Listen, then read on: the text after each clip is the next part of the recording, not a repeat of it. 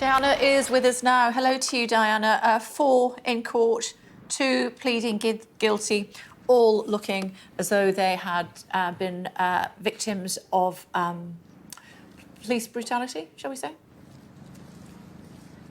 Yes, I mean, we did see a video also released by Russian media of one of the 4 Tajik suspects with his ear cut off, which was reportedly then stuffed into his mouth as part of his interrogation. And I think what is notable is that the authorities have made no attempt to conceal evidence, signs of torture that they may have used whilst trying to gain evidence, despite the fact that they are under, Russia is a signatory to the UN Convention Against Torture, and it is inadmissible to have evidence procured by torture in court. But we will obviously not have much access to court proceedings when they do begin against these 4, because I imagine that they will be closed. It'll be interesting to see what we hear from the Kremlin going forward. We know that the Russian president has had a series of calls with the Turkish leader, with the Syrian leader, discussing the fight against terrorism.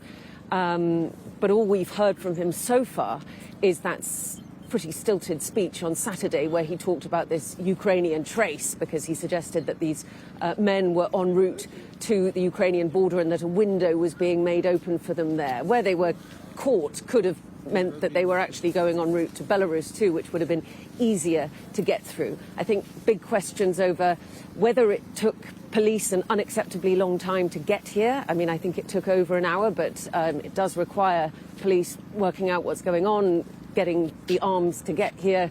These things do tend to take some time.